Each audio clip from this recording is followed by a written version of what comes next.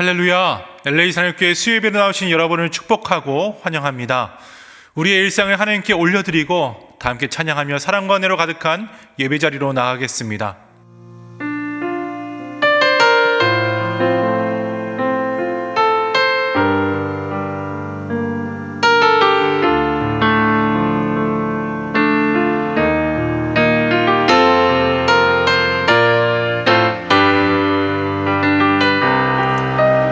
여호와 우리 주여 찬양하겠습니다. 여호와 우리 주여, 주의 이름이 온 땅에 어찌 그리 아름다운지요, 어찌 그리 아름다운지요. 여호와 우리 주여,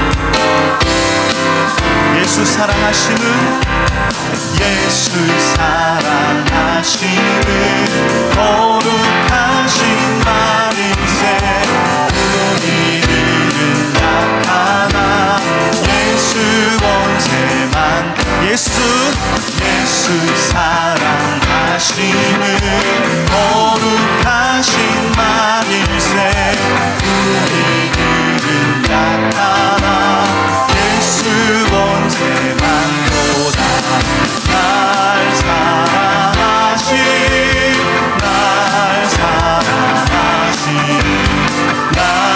사랑하신 성경에서 나를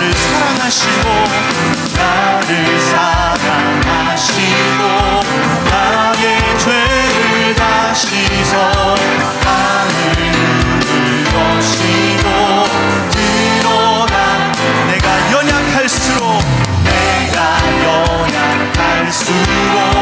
더욱 비어미사 높은 보좌 위에서 낮은 날 보시는 날 사랑하신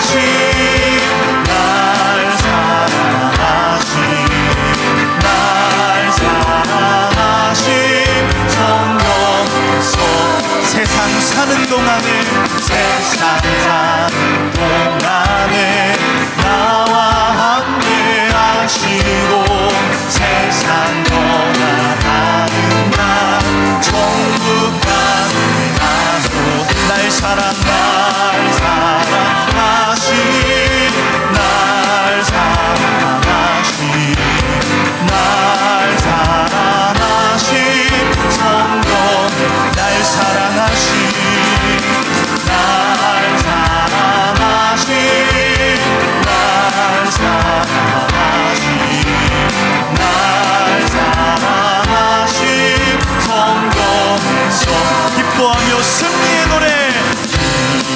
기뻐하며 승리의 노래 부르리 그 백성 주가 회복시키시네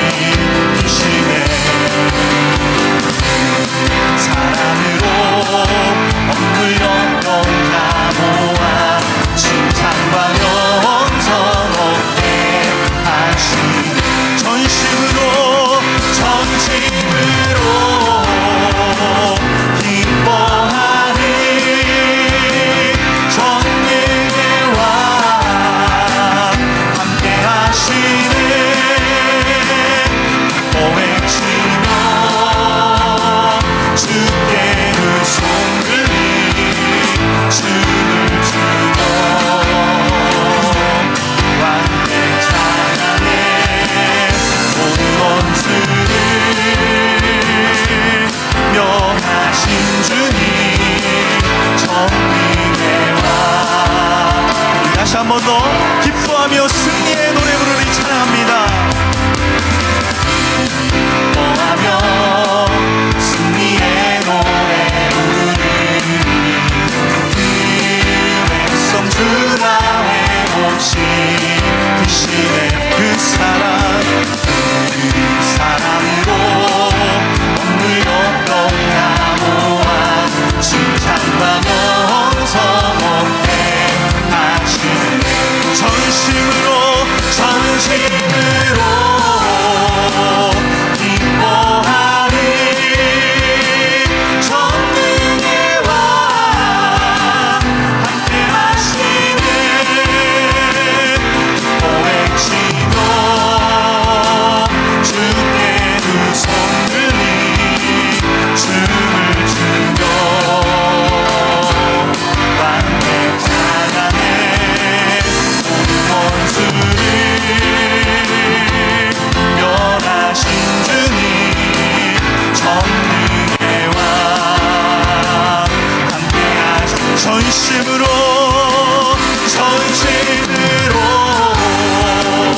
기뻐하리 전능의 왕 함께 하신 기뻐 외치며 주께 두 손 들이 춤을 추며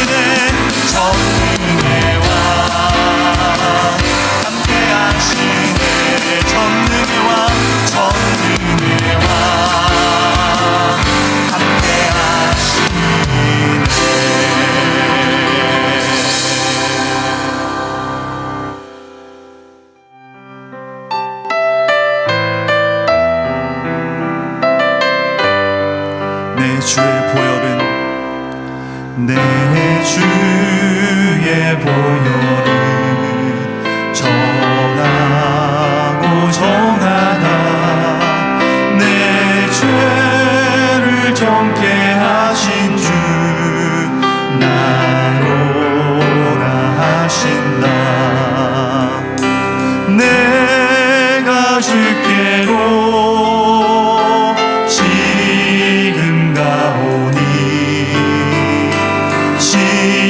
십자가의 보혈로 날 씻어줄 약하고 추해도 약하고 추해도 주께로 나가며 힘 주시고 내 주함을 곧 씻어주시네.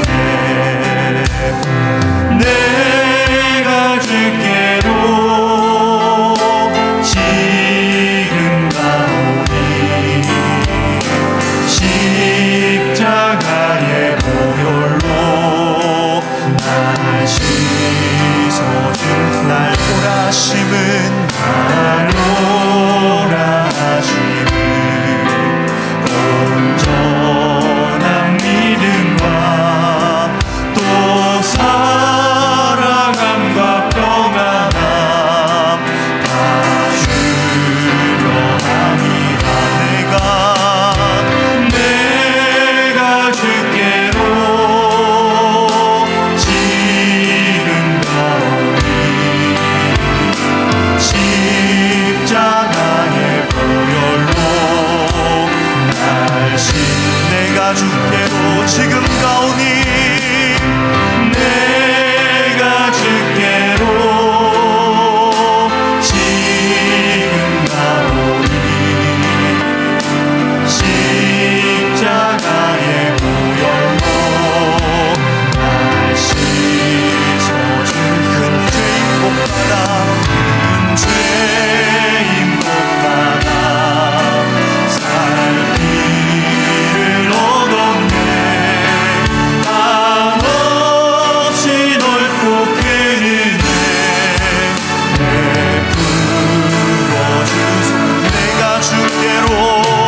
내가 주께로 지금 가오니 십자가의 보혈로 날 씻어. 내가 주께로 지금 가오니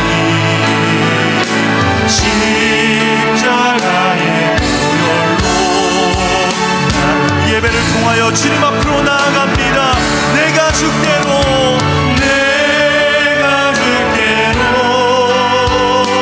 지금 가오니 십자가의 보혈로 날 씻어주소서.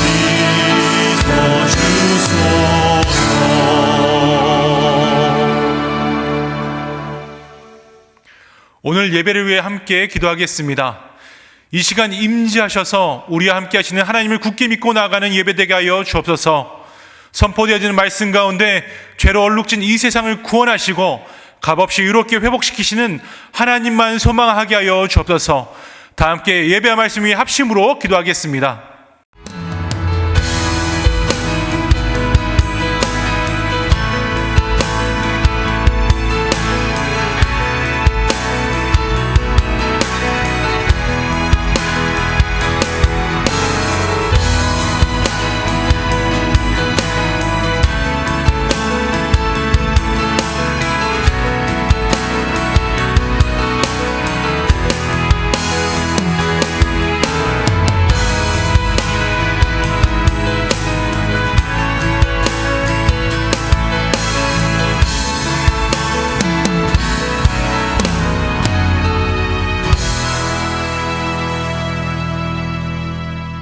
영광 받기에 합당하신 하나님 아버지, 주님의 자녀들이 각 조수에서 신령과 진정으로 드리는 예배를 받아주시니 감사와 찬양을 드립니다.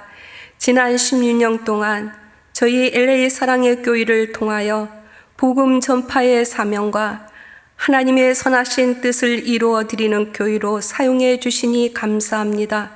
현재 마무리되어 가고 있는 봄학기 여러 훈련 사역과 다락방 모임 그리고 예지마야 사역과 학교 오픈을 위한 여러 활동들이 하나님의 뜻대로 이루어져 가고 있음을 인하여 감사를 드립니다. 이와 같은 말씀 훈련을 통해 하나님께서 우리를 사랑하신 증거인 십자가가 더욱 선명해지며 하나님을 인격적으로 더욱 깊이 만나는 은혜를 사모합니다.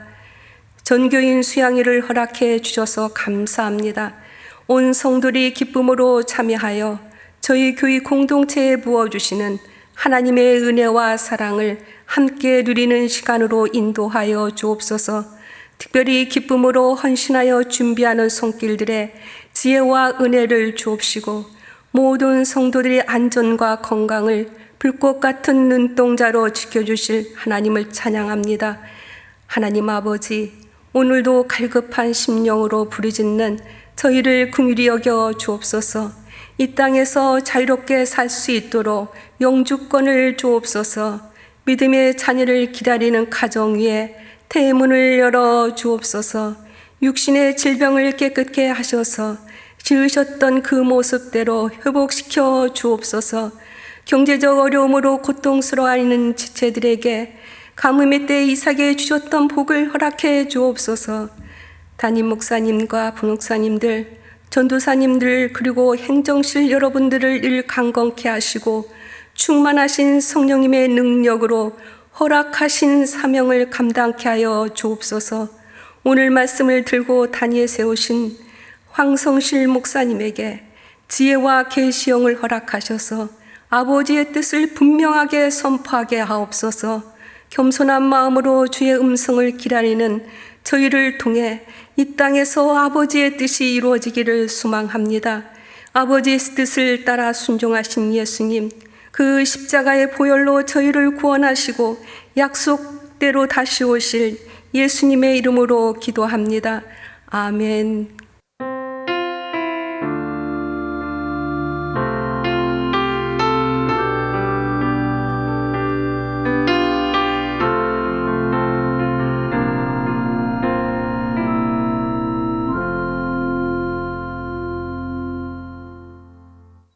오늘 우리에게 주시는 하나님 말씀은 요한복음 2장 6절에서 11절까지의 말씀입니다. 신약성경 요한복음 2장 6절에서 11절까지의 말씀 다 찾으셨으면 제가 대표로 봉독하도록 하겠습니다. 6절부터 읽도록 하겠습니다. 거기에 유대인의 정결 예식을 따라 두세 통 드는 돌 항아리 6이 놓였는지라.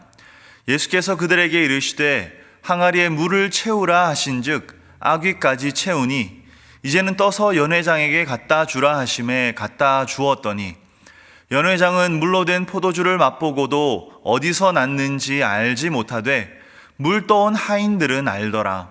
연회장이 신랑을 불러 말하되 사람마다 먼저 좋은 포도주를 내고 취한 후에 낮은 것을 내거늘 그들은 지금까지 좋은 포도주를 두었도다 하니라.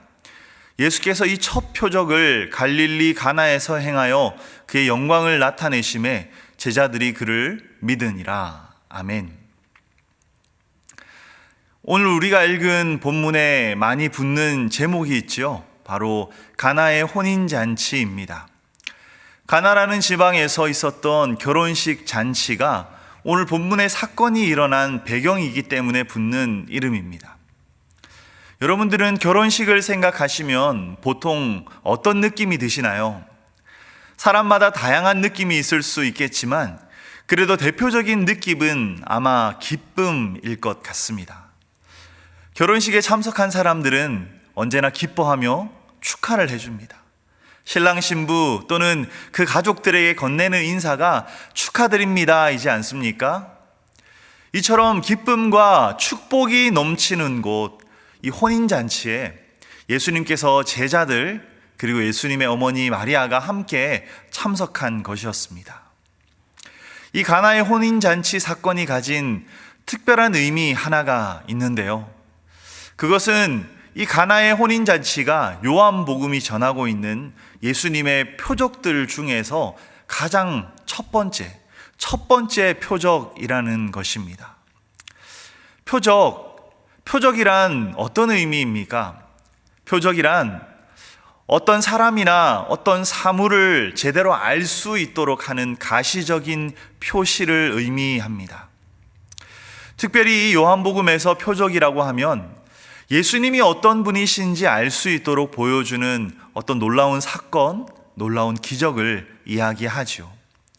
오늘은 그중 첫 번째 표적, 예수님께서 가나의 혼인잔치에 참석하셔서 물을 포도주로 바꾸신 사건에 대해 함께 나누도록 하겠습니다. 예수님 당시의 결혼식은 사람들에게 참 의미 있는 순간이었습니다. 요즘처럼 놀이 문화가 다양하게 발달하지 않았던 옛날에 결혼식은 마을 사람들 전체가 함께 어울려 즐길 수 있는 아주 특별한 시간이었죠. 그리고 신랑에게는 이들을 대접해야 할 책임이 있었습니다. 그리고 그곳에 모인 많은 사람들을 대접하려면 그만큼 음식도 많이 필요했을 테니까 아마도 예수님의 어머니 마리아도 일손을 거들고 계셨지 않았을까 생각이 됩니다. 그러던 중에 생각했던 것보다 많은 사람들이 참석하여서 준비했던 포도주가 다 떨어지고야 말았습니다. 이것은 그 당시 풍습에서 아주 큰 결례가 될 수 있는 문제였는데요. 혼인잔치를 섬기고 있던 사람들은 아마도 백방으로 다니면서 포도주를 구하려고 애를 쓰고 있었을 것 같습니다.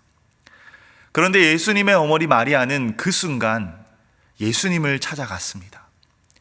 예수님께 포도주가 떨어졌다고 이야기합니다. 이 문제를 해결할 수 있도록 도움을 요청하신 것이죠. 한편으로는 생각해보면 참 이상한 일이지 않습니까? 포도주가 떨어지면 옆집에 가보든지 마트에 가보든지 포도밭을 가서 포도를 가져와든지 이런 것이 바로 일반적인 생각이 아니겠습니까? 그런데 다른 사람들은 몰라도 예수님을 임신하기 전부터 하나님의 천사로부터 특별한 계시를 받았고 어려서부터 예수님의 비범함을, 신성하시기까지 한 예수님의 성장기간을 지켜봐온 마리아는 이 문제를 예수님께 가져갔습니다. 여러분, 우리는 인생에 문제가 생겼을 때 어떻게 합니까? 이 문제를 예수님께 가져갑니까? 아니면 그보다는 내 힘으로 또는 내가 가진 무언가를 통해서 해결하려고 할 때가 더 많습니까? 마리아는 참 지혜로운 여인이었습니다. 모든 것에 진정한 해답을 갖고 계신 예수님께 그 문제를 가져갔던 것입니다. 그런데 이상한 일이죠. 예수님께서는 참 예수님답지 않은 대답을 하십니다. 우리 함께 오늘 본문으로 읽지는 않았지만 4절 말씀, 요한복음 2장 4절 말씀을 우리 함께 읽어보실까요? 예수께서 이르시되 여자여 나와 무슨 상관이 있나이까 내 때가 아직 이르지 아니하였나이다. 아멘.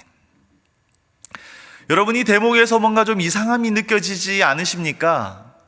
어머니 마리아가 포도주 이야기를 했으면 예수님께서는 당연히 네 어머니 제가 해결해 드릴게요 라든지 적어도 어머니 제가 이 문제를 해결해 드리지는 못할 것 같네요 같은 정중한 거절이라도 해야 하셨지 않았을까요?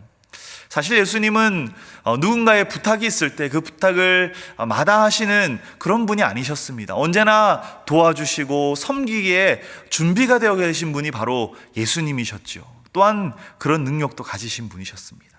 그런데 예수님은 여자여 이게 나와 무슨 상관이 있나이까 내 때가 아직 이르지 아니하였나이다. 이렇게 뭔가 아주 단호하게 거절하시는 듯 보입니다. 그런데 사실 이 부분은 한글로 번역을 하면서 조금 오해의 소지를 주고 있는데요. 원래 여기서 이 여자여 하는 단어는 우리가 남자 어른에게 존중하는 뜻으로 호칭하는 선생님이라든지 또는 여자 어른에게 존경하는 마음으로 여사님 같이 정중하게 부르는 말이 바로 이 여자여라는 단어라고 합니다. 그러니까 이 4절의 말씀은 예수님께서 그냥 무뚝뚝하게 뚝 하고 잘라버리신 것이 아니라 아주 공손한 어투로 어머니의 그런 어머니 마리아의 부탁을 거절한 것이라고 볼 수 있는 것입니다. 이 사건이 있었을 때가 아마도 예수님께서 한 30살 정도 되셨죠. 이전까지는 어머니 마리아와 아버지 요셉의 아들로서 그리고 한 명의 인간으로서의 삶을 살아오셨다면 이제 마리아를 어머니라고 부르지 않으시고 여자여라고 부르신 이 장면이 그런 의미에서 예수님의 공적인 삶이 이제 시작되었음을 우리에게 보여줍니다. 가나의 혼인잔치에 행하신 이 표적 사건을 시작으로 예수님의 사역들이 본격적으로 이어지기 시작합니다. 예수님의 이런 어떻게 보면 거절의 대답을 받으신 어머니 마리아는 어떻게 행동을 하십니까? 예수님께서 어떤 방식으로든 도움을 주실 것이라는 확신이 어머니 마리아에게는 있었습니다. 그래서 하인들에게 당부를 합니다. 예수님께서 하시는 말씀이 무엇이든 그대로 행하라고 이야기를 하시죠. 그리고 예수님께서는 그런 어머니의 마리아의 기대처럼 드디어 이 문제를 해결해 주십니다.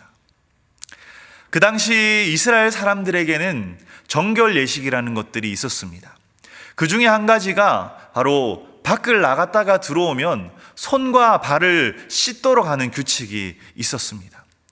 지금처럼 길들이 잘 닦여져 있는 것이 아니라 모두 흙길이었고 당시의 신발도 그저 허름한 샌들과 같이 다 뚫려 있는 신발이었기에 한번 밖을 나갔다 오면 발이며 손이 엄청 더러워지게 되었죠. 그래서 집으로 돌아오면 손과 발을 씻도록 하였는데요. 이 혼인잔치가 열린 집에도 사람들이 들어오면서 씻을 수 있는 물을 담은 항아리들이 있었습니다. 아마도 포도주가 일찍 동이 날 만큼 기대했던 것보다 많은 손님들이 왔던 터라 항아리의 물들도 다 비워져 있었던 것 같습니다. 예수님께서는 하인들에게 이 항아리들의 물을 채우고 이것을 연회장에게 갖다 주라고 말씀하십니다.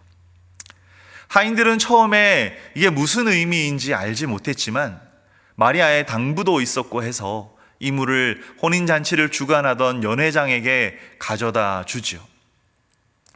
어쩌면 아주 위험할 수도 있었던 이 행동을 하인들은 예수님의 말씀에 순종하여 그대로 행합니다.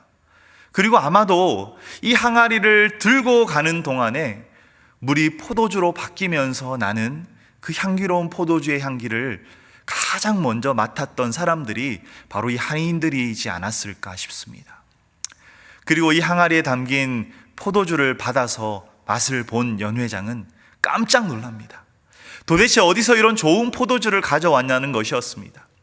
보통은 좋은 포도주를 먼저 가져와 마시게 하여서 어느 정도 취기가 올라 포도주의 퀄리티를 잘 분간하지 못할 때에 질 낮은 포도주를 주는 것이 대부분인데 이번에는 오히려 나중에 가져온 포도주가 너무나도 좋은 포도주였던 것입니다.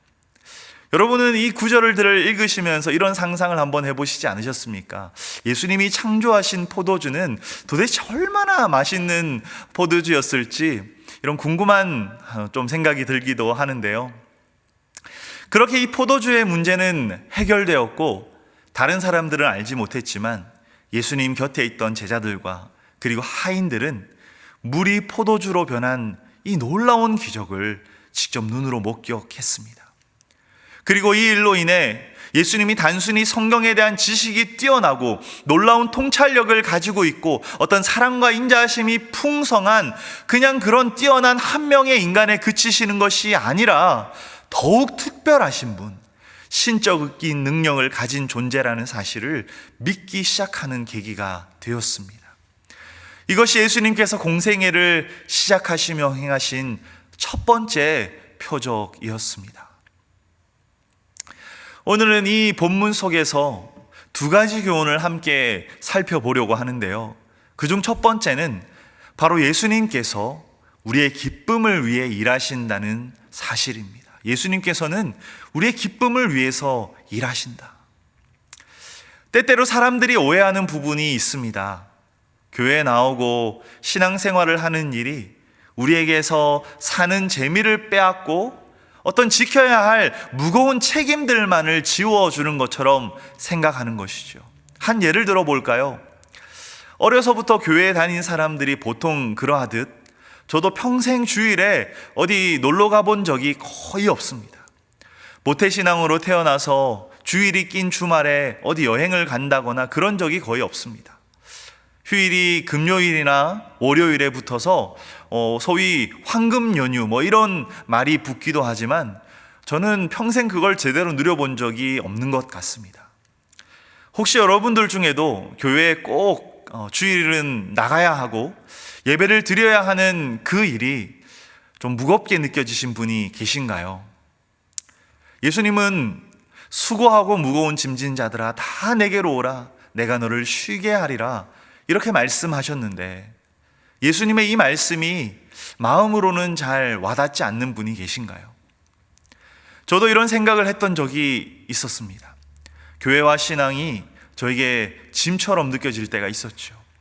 하지만 여러분, 오늘 본문은 예수님께서 기쁨의 상징과도 같은 혼인잔치, 그리고 바로 거기에 모인 사람들이 이 기쁨을 온전히 누릴 수 있도록 기적을 베푸신 사건을 전하고 있습니다. 이뿐입니까? 예수님은 병든 자, 귀신 들린 자, 안진뱅이, 귀머거리 이런 사람들을 고치시고 치료하셔서 그들이 평생을 기다리고 기대하였던 그 기쁨과 행복을 회복시켜 주신 분, 그분이 바로 예수님이셨습니다. 예수님은 우리에게 기쁨과 안식을 주기 원하십니다. 정당하고 올바른 방식으로 기쁨을 누릴 수 있다면 이 기쁨을 우리가 풍성히 누릴 수 있도록 더 많은 은혜와 더 큰 사랑으로 우리에게 부어주시는 분이 바로 우리 주님이십니다. 팬데믹 기간이라는 기간을 떠올려 보시면 저희들에게 이 기간이 참 힘들기도 했지만 한편으론 바로 이 사실을 우리가 더욱더 분명히 깨닫게 해준 것 같습니다. 예배로 모이지 못하고 온라인으로만 예배를 드리고 한동안은 그게 좀 편하게 느껴지기도 하고 어느 정도 적응이 되어 간다는 느낌을 받을 때도 있었죠. 하지만 결국 우리 안에 진정한 기쁨, 어떤 진정한 영적인 갈급함이 우리 안에서 더욱 자라나고 있는 것을 우리는 느끼지 않았습니까? 팬데믹이 지나고 드디어 다시 함께 모여 예배를 드릴 때의 그 감격, 그 기쁨, 그 감사가 아직도 생생히 기억나는 것 같습니다. 여러분, 이제 또 저희 교회에서 처음으로 전교인 수양회를 가지게 됩니다. 한편으론 이 전교인 수양회를 통해 우리가 팬데믹을 완전히 정복했다는 느낌을 받기도 하는데요. 이제 겨우 기고 걷는 아주 어린 갓난 아이들에서부터 학생들, 청년들, 장년들, 그리고 실버 어르신들까지 모두가 함께 하나님께 주신 자연을 누리며 예배드리며 우리가 함께 교제할 수 있다는 것이 얼마나 기대가 되는지 모릅니다. 여러분, 예수 그리스도가 아니라면 우리가 어디에서 이런 세대를 초월한 기쁨과 행복을 누릴 수 있겠습니까? 각 세대 간의 갈등이 점점 더 심화되어 가고 이기적인 생활 방식이 판을 치는 이 세대에서 우리는 오히려 서로를 섬기고 돌보고 사랑하며 그렇게 작은 천국을 세우고 있고 또한 누리고 있습니다. 여러분, 주님은 우리에게 항상 좋은 것으로 주시는 분이신 줄 믿습니다. 물이 포도주가 되고 이 포도주를 마신 연회장이 너무 좋은 포도주라 깜짝 놀랐던 것처럼 주님이 우리에게 주시는 것은 참된 기쁨이고 행복입니다. 때론 우리의 욕심이 또 우리의 바람이 주님의 마음과 조금 다를 수 있지만 그것은 우리의 연약함이지 우리 주님은 변함없이 항상 좋은 것으로 주시는 분이십니다. 예수님께서 말씀하셨죠. 목자 되신 예수님이 오신 것은 양들인 우리로 하여금 생명을 얻게 하고 더 풍성히 얻게 하려 하심이라 말씀하셨습니다. 주님 안에 있는 기쁨과 행복을 믿음으로써 더욱 풍성히 얻고 누릴 수 있는 저와 여러분 되시기를 바랍니다.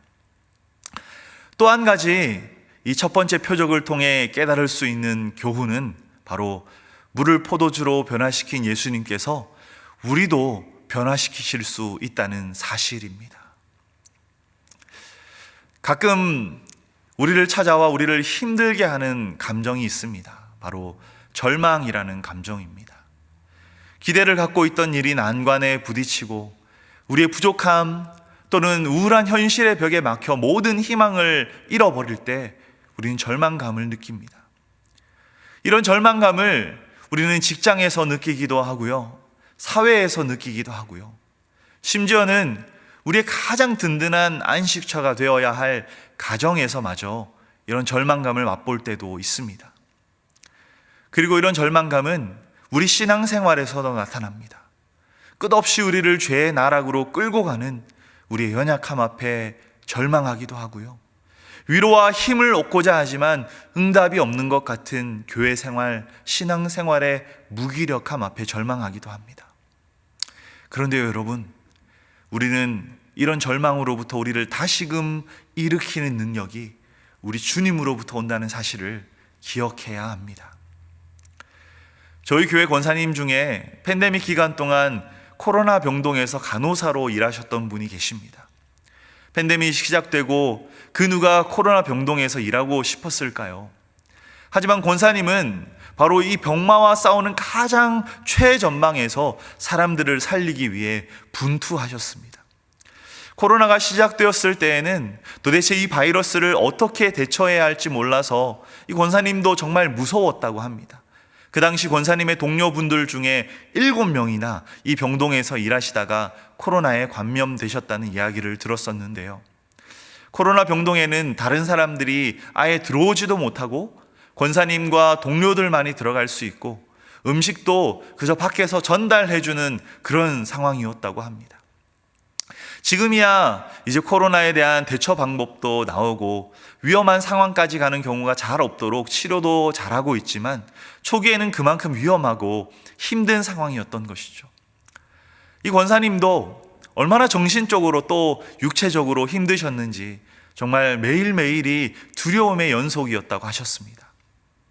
그럼에도 당시 한 번씩 카톡으로 연락을 드리면 얼마나 반가워하시는지 오히려 저와 저희 가족들의 안부를 묻고 염려하셨습니다. 그러면서 하셨던 말씀이 예전에 살며 누렸던 그 모든 것들이 너무 그립고 소중하게 느껴지신다며 그래도 하나님의 세심한 돌보심과 기도의 능력으로 잘 이겨내고 계신다고 하셨습니다. 힘들지만 두렵지만 권사님께는 하나님의 은혜와 돌보심이 큰 힘이 되고 계시다고 하시는데 여러분, 우리가 가진 믿음의 능력, 신앙의 힘이 얼마나 소중한지를 그 당시 다시 한 번 더 깨달을 수 있었던 순간이었습니다. 여러분, 우리에게도 믿음이 능력이 되는 때가 있지 않습니까? 절대로 끊을 수 없었던 중독을 끊는 힘, 절대로 변할 수 없을 것 같은 사람이 변화되는 능력, 뼛속까지 죄인인 우리를 점점 더 하나님의 사람으로 변화시키시는 능력이 바로 우리 예수 그리스도 안에 있는 줄 믿습니다. 그것은 제자들도 마찬가지였죠. 여러분, 예수님께서 이 세상에 오셔서 하신 일들은 모두 하나님의 뜻 안에서 행하신 일들이었습니다. 물로 포도주를 만드신 일도 어머니 마리아의 부탁이 있으셨지만 이 부탁은 정중히 거절하셨습니다. 물로 포도주를 만드시는 일은 한 인간의 그런 어떤 인간적인 부탁을 들어드리는 차원의 일이 아니라 하나님의 뜻을 이루어가는 일이었기 때문입니다. 이것은 예수님께서 자신이 바로 하나님의 아들이심을 드러내고 하나님의 영광을 나타내는 일이었고, 이로 인하여 곁에 있던 제자들이 예수님을 그리스도로 구세주로 믿게 하는 일이었기 때문입니다. 이 사건을 통해 제자들에게도 변화가 일어났습니다. 우리 본문 11절 말씀을 다시 한번 읽어보실까요? 예수께서 이 첫 표적을 갈릴리 가나에서 행하여 그의 영광을 나타내심에 제자들이 그를 믿으니라. 아멘. 예수님이 대단하신 분이심을 이미 알고 있던 제자들이었습니다. 그러니까 가족과 직업과 자신들이 갖고 있던 모든 것들을 포기하고 예수님을 따랐던 것입니다. 그중 몇몇은 예수님을 따르기 시작했을 때부터 예수님을 메시아로 구세주로 고백한 사람들도 있었죠. 그러나 예수님께서 처음으로 행하신 이 표적을 통하여 주님이 어떤 분이신지에 대한 참 믿음이 그들 안에서 자라나기 시작했습니다. 머리로만 알고 있던 믿음이 이제는 마음으로 또한 경험적으로 믿어지기 시작한 것이었습니다. 그런데 여러분, 이 표적과 믿음이라고 하는 단어 사이에 있는 한 단어에 우리는 주목할 필요가 있습니다. 그것은 바로 영광이라는 단어입니다. 제가 11절 말씀을 다시 한번 더 읽어보겠습니다. 예수께서 이 첫 표적을 갈릴리 가나에서 행하여 그의 영광을 나타내심에 제자들이 그를 믿으니라. 아멘. 표적을 통하여 예수님의 영광을 보았고 이것이 바로 제자들의 믿음으로 이어졌다는 것입니다. 여러분, 믿음이 자라는 것은 주님의 영광을 볼 때 가능합니다. 단순히 어떠한 기적, 어떤 능력 그 자체가 믿음으로 이어지지는 않습니다. 누가복음 17장을 보시면 예수님께서 고쳐주신 10명의 나병 환자가 나오지요. 예수님의 놀라운 능력으로 고침을 받고 이 고침받은 사실을 확인받기 위해 제사장을 만나러 갔던 10명의 나병 환자들 중 다시 예수님께로 돌아와 감사를 표했던 사람은 단 한 명뿐이었습니다. 그에게 예수님은 말씀하십니다. 그에게 이르시되 일어나 가라, 너의 믿음이 너를 구원하였느니라. 10명이 다 나병의 고침을 받는 기적을 체험했지만 오직 한 명만이 믿음으로써 병고침보다 더 놀라운 은혜인 구원을 누리게 되었습니다. 그런데 그가 제사장들에게 가서 자기 병이 깨끗이 나았다는 사실을 확인하고 난 후의 반응을 누가복음 17장 15절은 이렇게 기록하고 있습니다. 그 중에 한 사람이 자기가 나은 것을 보고 큰 소리로 하나님께 영광을 돌리며 돌아와. 아멘. 여러분, 뭐라고 얘기하고 있습니까? 예수님의 능력을 통해 그는 하나님의 영광을 보았다고 이야기합니다. 기적을 통하여, 표적을 통하여 단순히 능력만으로서가 아니라 그 기적보다 더 크신 예수님의 영광을 볼 때에 그것이 우리의 믿음으로 이어진다는 것입니다. 우리가 죄를 이겨내고 하나님의 거룩함을 닮아갈 때가 언제입니까? 주님의 영광을 볼 때입니다. 주님의 아름다우심에 매료되고 그의 사랑 앞에 우리의 무릎을 꿇리고 주님을 향한 뜨거운 마음으로 우리의 가슴이 채워질 때, 바로 그 하나님의 영광을 볼 때 우리는 주님 앞에 새로운 사람으로 변화되어져 갑니다. 그때는 단순히 나에게 어떤 좋은 일이 일어난 것에 대한 감격보다는 그저 주님이 너무 좋아서, 주님께 너무 감사해서 우리의 눈물이 터져 나오기도 하고 주님 때문에 한 영혼이 변화되는 역사가 일어납니다. 여러분, 그리고 주님의 영광이 가장 아름답게 빛난 곳, 그것은 바로 십자가인 줄 믿습니다. 예수님께서 말씀하신 예수님의 때가 이루어진 곳이지요. 다 이루었다 선포하시고 우리를 위해 하나님의 아들이 모든 것을 다 내어주신 그 십자가에서 우리는 주님의 영광이 가장 밝게 빛나는 것을 봅니다.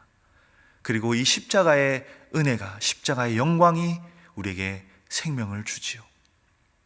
주님은 십자가 도상에서만이 아니라 언제나 우리에게 참 기쁨을 주기 원하십니다. 또한 주님은 희망이 도통 보이지 않는 우리의 삶을 변화시키시는 분이십니다.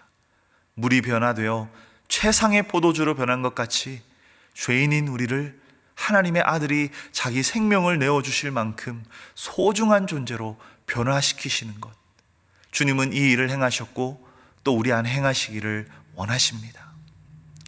여러분, 혹시 무기력감에, 절망감에, 우울감에 또는 다른 어떤 상황 속에 빛을 잃어버리신 것 같은 시간을 보내고 계시지는 않습니까? 내 삶이 어디로 향하고 있는지, 내 삶의 의미가 무엇인지 길을 찾지 못하고 계시지는 않습니까? 우리는 예수님을 만나야 하고 주님의 영광을 보아야 합니다. 우리를 변화시키시고 참 생명이 흐르는 삶으로, 참 기쁨으로 인도하실 분은 오직 우리 예수님밖에는 없습니다. 그분이 길리요 진리요 생명이십니다. 이번 한 주 우리 함께 주님을 더 갈망하고 찾을 수 있기를 바랍니다. 기도 속에 또 말씀 속에 주님을 더 깊이 만나시고 일상의 삶에서 그분께 더욱 집중하고 주님을 더욱 바라보는 우리가 되기를 바랍니다.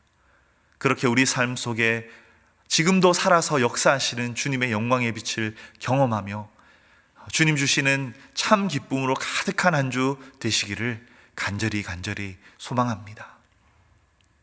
우리 시간 함께 말씀을 기억하며 기도했으면 합니다. 주님의 영광의 빛을 보게 하여 주옵소서. 어제보다 더 깊이 바로 오늘 주님을 만나 우리 삶의 참 기쁨을 회복하고 주님의 영광의 빛으로 인하여 우리의 연약함이 바뀌고 변화되게 하옵소서. 주님의 아름다우심 앞에 절로 우리의 무릎이 꿇려지게 하시고 주님 안에서 우리의 삶의 목적과 의미도 온전히 찾는 행복을 맛보게 하여 주옵소서. 그렇게 우리 함께 말씀을 기억하며 합심으로 기도하겠습니다. 주님 앞에 내가 서 있네. 주 앞에 내가 서 있네. 주님 거룩하신 하나님 그 앞에 서 있네. 주님 앞에 내가 서 있네. 주 앞에 내가 서 있네. 주님 거룩하신 하나님 그 앞에 서 있네. 주님 앞에 내가 서 있네. 주 앞에 내가 서 있네. 주님 거룩하신 하나님 그 앞에 서 있네. 하나님 아버지, 오늘도 말씀으로 한 주를 이어가게 하여 주시니 감사함을 드립니다. 물을 포도주로 변화시키셨던 가나의 혼인잔치 사건을 통하여 우리에게 참 기쁨을 주시는 분이 누구신지, 우리에게 참된 변화를 가져다 주시는 분이 누구신지를 다시 한번 기억하게 하여 주시니 감사함을 드립니다. 주님, 이번 한 주 그렇게 우리의 참 기쁨이시며 우리의 변화의 근원 되시는 주님과 더 깊이 동행하는 한 주 될 수 있도록 우리를 인도하여 주시옵소서. 하루하루 살아가는 것이 쉽지 않지만 주님 때문에 기쁘고 주님 때문에 만족스럽고 주님 때문에 연약한 우리가 더욱더 예수 그리스도를 닮아가는 작은 예수 되어가는 이번 한 주 되기를 소망합니다. 주님을 더욱더 바라보며 의지하며 믿으며 주님의 영광 아래에서 살아가는 이번 한 주 될 수 있도록 주여 우리를 축복하여 주시옵소서. 이제는 우리 주 예수 그리스도의 크신 은혜와 하나님 아버지의 다함 없는 사랑하심과 성령님의 감화 감동 교통하시며 인도하시는 놀라운 역사가 물이 변화되어 포도주가 되는 이 기쁨과 변화의 사건을 바라보며 예수 그리스도를 더욱더 의지하고 믿음으로 따라 살아가기를 결단하는 이 자리에 모인 모든 하나님의 백성들 머리 위에 지금으로부터 영원까지 함께 하시기를 간절히 축원하옵나이다. 아멘.